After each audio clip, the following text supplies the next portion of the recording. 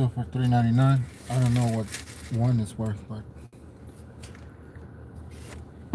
that's what matters.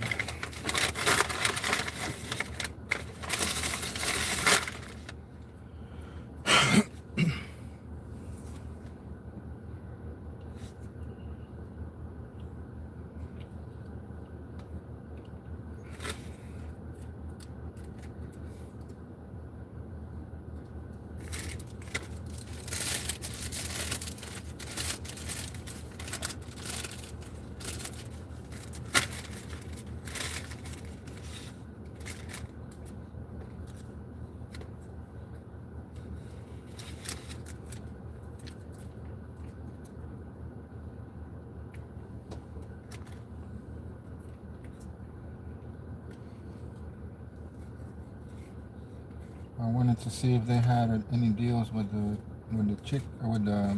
fish fillet. But they don't have any deals with the fish fillet.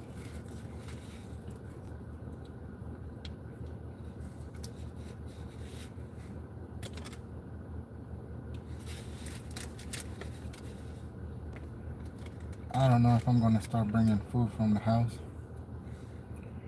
but if so, I'm just gonna have some basic ham and cheese sandwiches. Maybe get like 2 of those.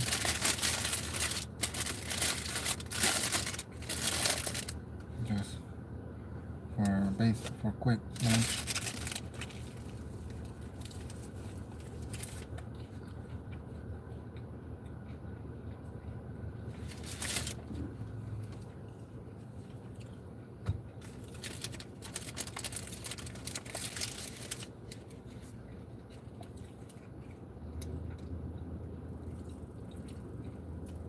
So the cheese is like 1 something. The ham is like 3 something. And then the bread is like 1 something. I don't know how much the bread is. And then you have lunch for like 5 days.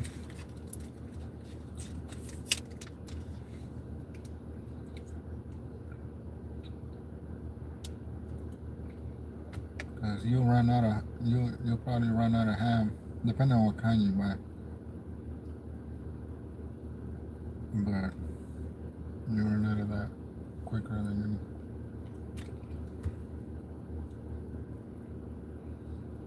I guess you can look for the biggest value, the thicker ham. Then it'll probably last longer. You do like 1 slice per sandwich.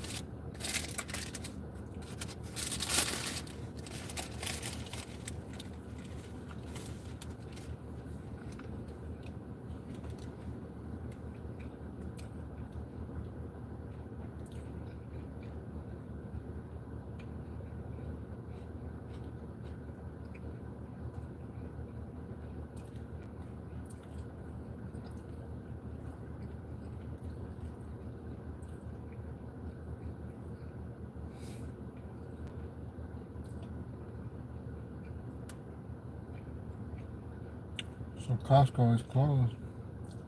I don't know if on every holiday or just this holiday. And Chick-fil-A is closed on Sundays because of church.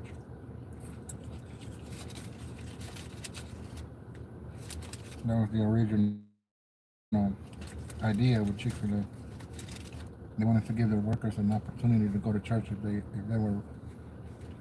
they're Christian.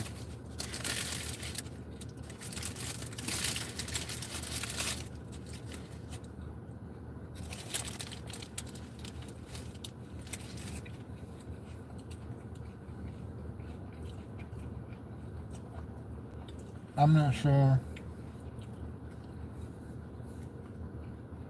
what it would actually mean for me on holidays or any other kind of thing to close my business if I had one. But I think a business should be open 24 hours a day, every day of the year. No exceptions for anything. Because I think a business is something that attracts people no matter whether it's a holiday or whether it's raining. No matter what's going on in the whole aspect of existence, people will be attracted to a business, whether it be a restaurant, a storehouse, any kind of business. Unless for some reason you know that keeping the business open will cost you too much, will be more costly than the profits that you make on that day. Only in that sense I could understand that someone would close the business.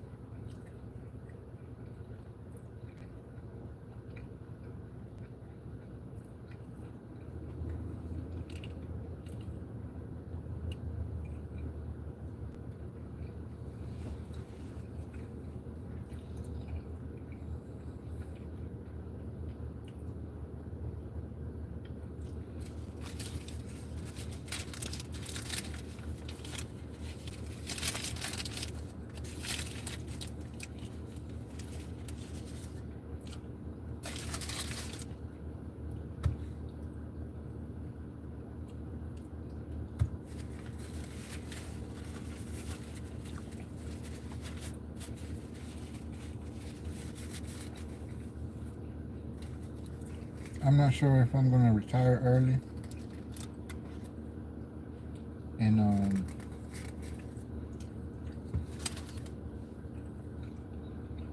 maybe a small cabin,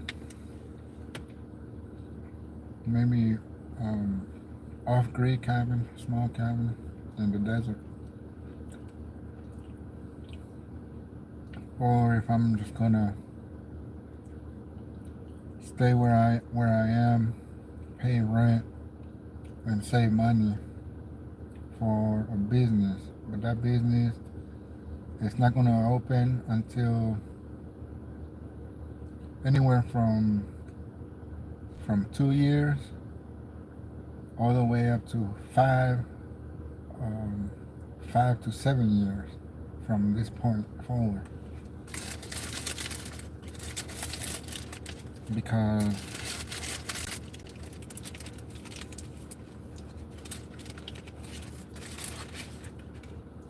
if I buy the land, I'm going to buy land in the cheapest place possible. And that right now is in the middle of the desert. 20, 40, 80 miles away from anywhere. And it's 2 acres for $5,000. That's about the cheapest I can find. Then you have 20 acres for $8,000. $8,400 or $8,600. So that's the best next step from the 2 acres. And the bigger the land, the more fence you got to put up. The bigger the land, the more work you got to do in the garden, because you're going off grid. And the reason why you're doing small cabin is because a very tiny cabin you don't need any building permit for. And if you're going off grid, it'll be 8,000 um, 8,000 for a well, water well.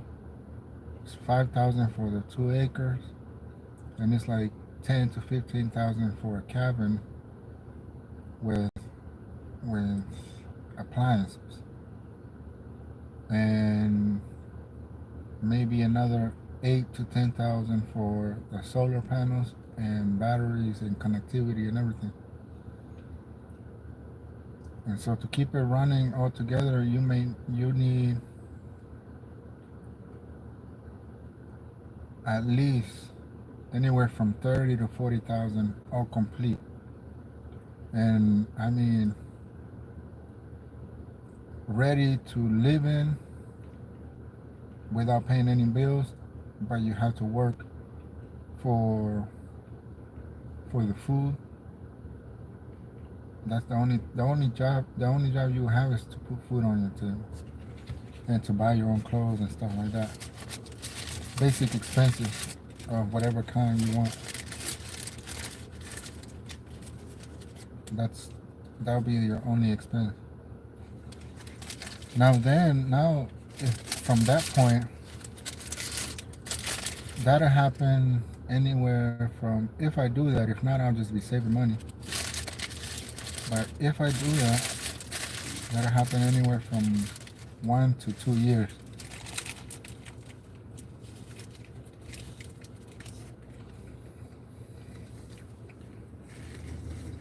At the slow pace that I'm going right now,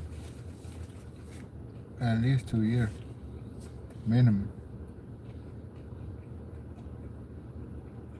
Although definitely 1 to 2 years, anywhere from 1 and 2.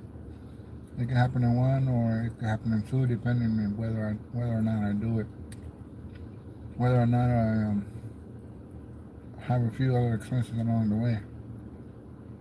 And you want to do that without going into debt. It's all cash. And without construction permits, it has to be a 12 by 12. Very small cabin. You can go as tall as you want, or many floors you want. You can maybe do like 2 or 3 floors, depending on what you want, but that'll cost more than 15,000.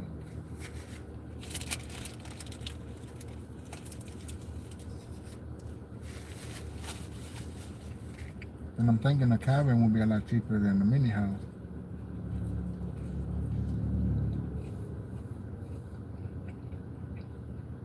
Then you gotta figure out whether or not you're gonna have the 20 acres for an extra 5,000 or the 2 acres just for 5,000. Because you got the fence too. You gotta do the fence. Now you can live without a fence, but when you go out, there'll be a problem with whatever animals are out there in the desert at night or even during the day. I mean, there is nobody there right now. The land that I was looking at for 5,000. There's literally nobody, nowhere, anywhere. Who knows for how many miles? Maybe, and you can look for 5, 10, 20 miles, and who knows where you'll find. Probably not much.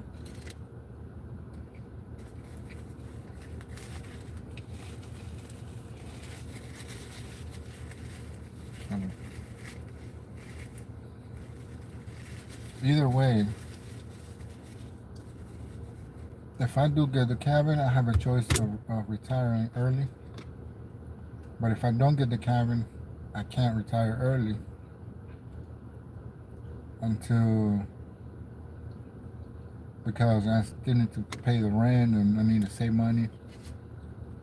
It'll take like 10 years for me to even think about retirement, because I'll be living that on interest. Save all my money and live off the interest. PayPal interest, 4.3% annual interest, and they pay every month.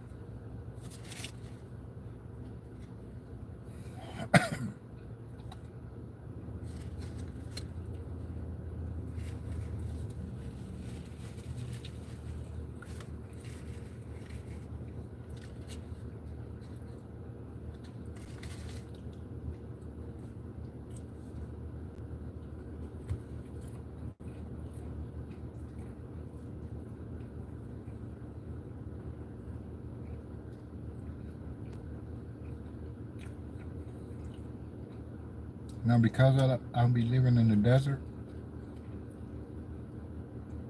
having a food garden will be a little bit difficult. But the city has free mulch, and the mulch, no matter how much you want, they'll bring it to you, and it's free. The mulch keeps the moisture in, so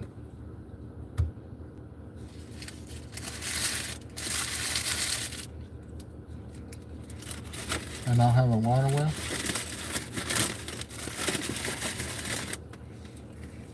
So that's a good deal.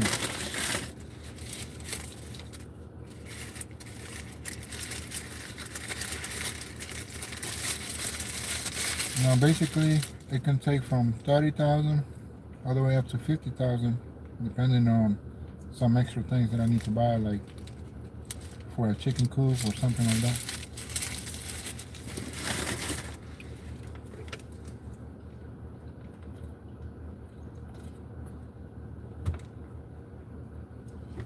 Plus you need a refrigerator, things like that. So I'll say max spend expenses on the whole off-grid cabin, considering that I won't be building anything big enough to ask for a permit. Or the permit may not be too much, maybe only like $200. But then you need an architect. I don't know how much that's gonna cost. Maybe just under 1,000. Maybe it's not too expensive. But I didn't want to find out, so just build a small one. Got a heater, everything's electric, electric stove, electric something, a burner, electric something to cook food, a refrigerator, all the plumbing and stuff. Unless you learn it yourself. So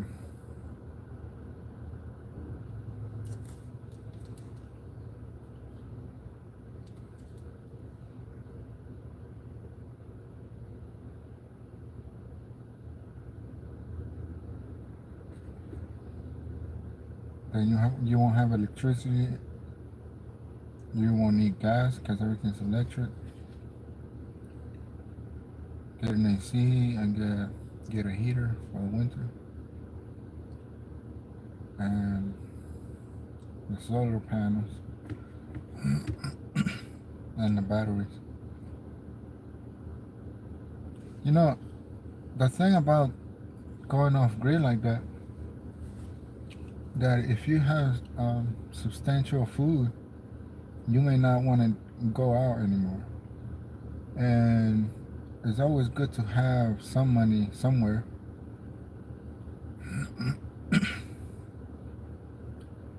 So the best thing would be that even if you are off grid, to go to work just because. And if you're a freelancer of some kind, it'll be easier.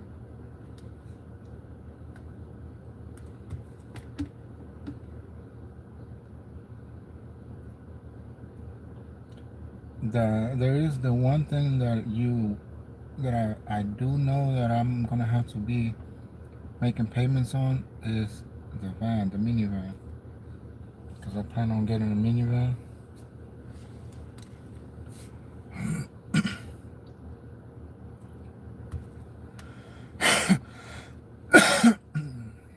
That's the one thing that I do know I'm gonna have to make payments on.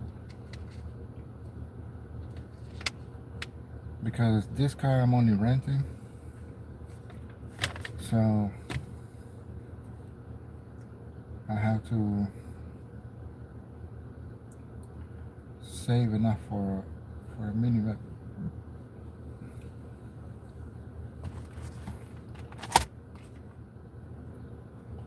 And it really it could be anything, a SUV or a minivan or some kind of truck.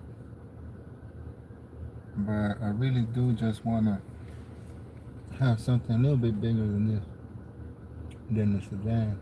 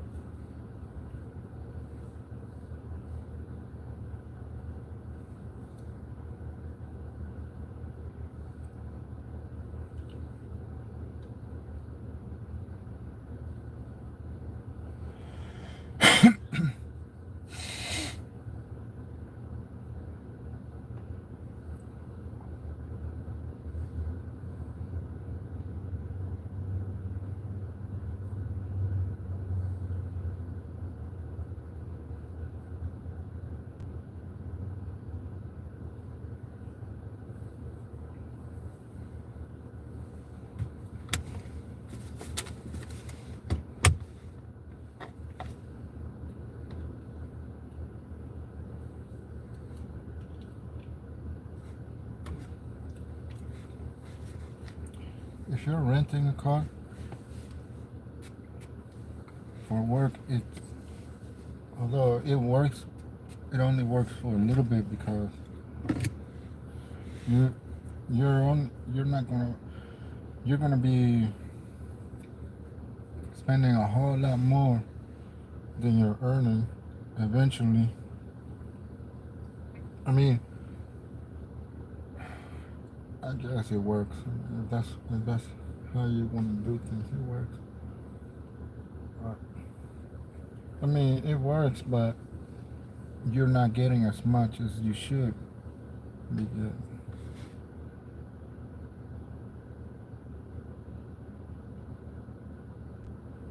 Although it's only like $20 less if you buy a car, like $20 a day that you'll be saving.